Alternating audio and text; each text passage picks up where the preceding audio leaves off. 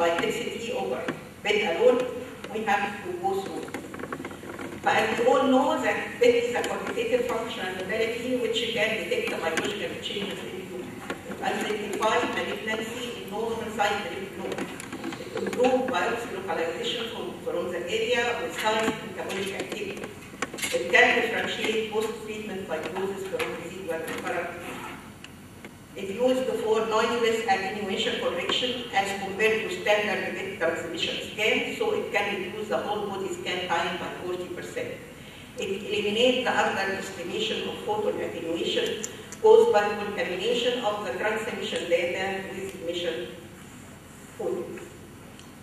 The combination of both methods, beta and CT, enhances the inherent clinical potential of both techniques, which provide physiological and anatomical images in one examination. Optional fusion with limited patient emotion allows simultaneous acquisition of beta and CT images. Respiratory gating is mandatory, especially in lower lung and liver region. PET-CT has the ability for proper radiation therapy planning. As we all know that FDG is the commonest tracer used which depend on glucose metabolism. But there are now other PET tracers which is needed in the field, like fluorine, fluorothioridine, and fluorine methionidazole, C11L-methionine, C11 also fluoromethionidazole, and also there are generators from the germanium gallium-68, which with low cost effectiveness could be used for neuroendocrine tumor in evaluation of these in this era. So what about the normal distribution of FDG, which is the commonest tracer that we all use? FDG has normal biodistribution in brain, myocardium, kidneys, and urinary bladder. Prostate in long bone. Limitation of FDG uptake can lead to false positive or negative result. It is mandatory to diagnose such limitation for proper interpretation of these scans. These are, we usually have an unattenuated image, then we have the CT transmitted image, and then we have the attenuated corrected image by addition of the CT data, and then we fuse this imaging, the attenuated corrected and CT images to have this fused image. As we said before, that the highest activity seen in brain, myocardial, and urinary bladder.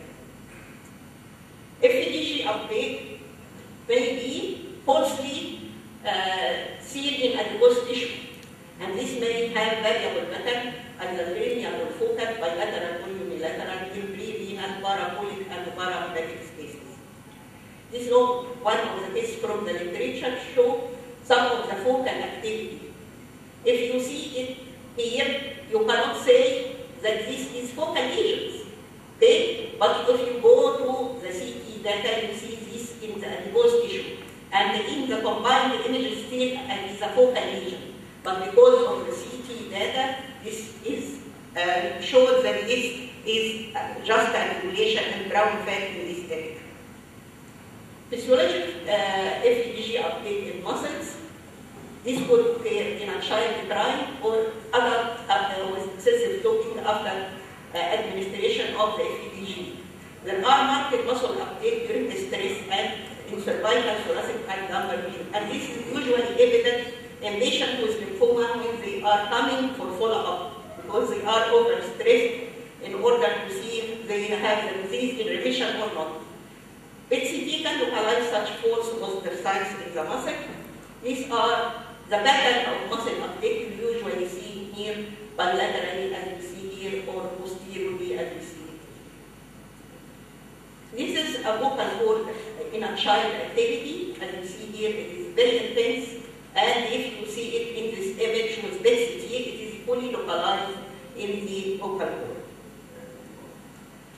If high FDG uptake may be seen in some benign lesion which give false positive results. This could be at the site of fracture, and recent surgical wound, localized infection or inflammation, as vasculitis or atheromatous malaise, in some granulomatous as TB or sarcoidosis.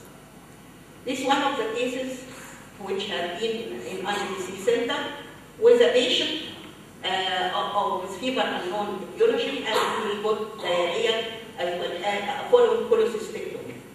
The intense uptake which is seen here with SCO of 7, we got the possibility of carcinoid or lymphoma, but when they operated on this patient, they find it is just a foreign body abscess, which gave false positive results.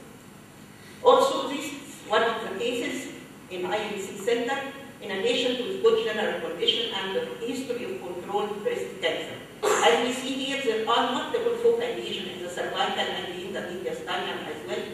And this area, when we see it, we consider some secondary malignancy as lymphoma. But we would, because the patient had very good general condition, we would also the possibility of sarcoidosis. And the patient proved on biopsy could be sarcoidosis, even with high SCOE value, and we said that some of the benign lesions give similar pattern to those of malignant lesion.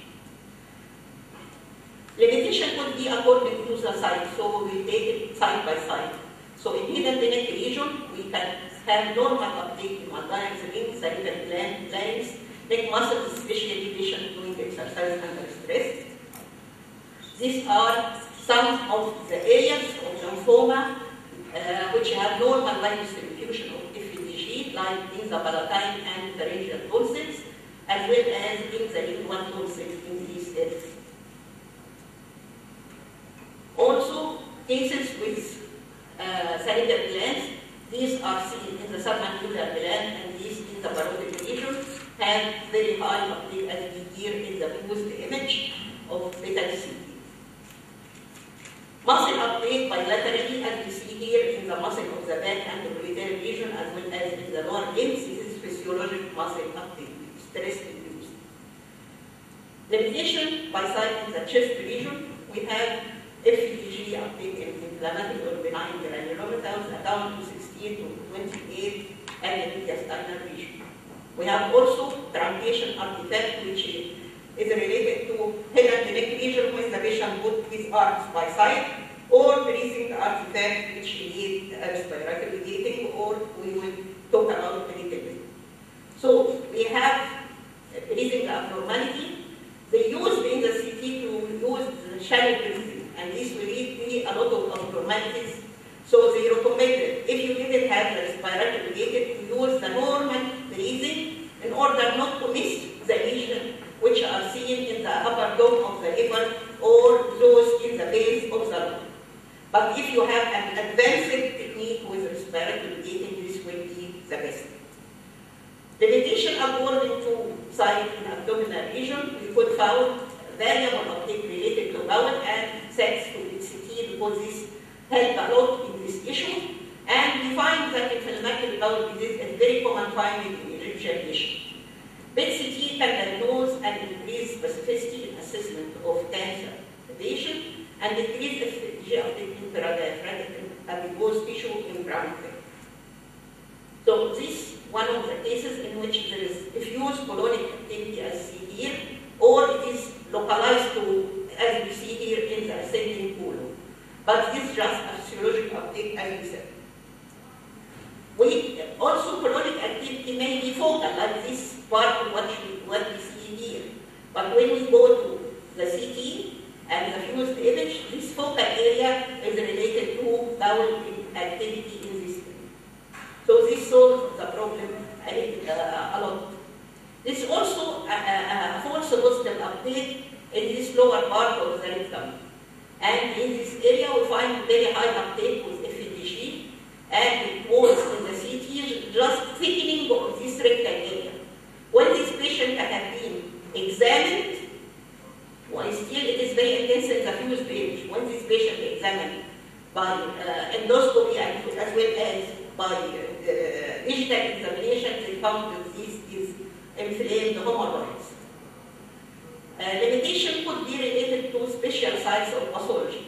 We have false negative results seen in 60% of bronchoalveolar carcinoma, especially if it is not combined with other pathology. And it has different pattern, it could be diffuse or multicellular. Also, in lymphoma, we have false negative results in multi-lymphoma and small lymphocytic non-Hodgkin lymphoma. So this type of pathology you should be cautious if this patient has been sent to you not without baseline FDG yet. Because you cannot say that this patient is in remission as you didn't know if he initially have taken FDG or not. So these are two types of bronchoalveolar carcinoma. One of them, this focal area, which was pure back with failed FDG uptake, the SUD here was positive.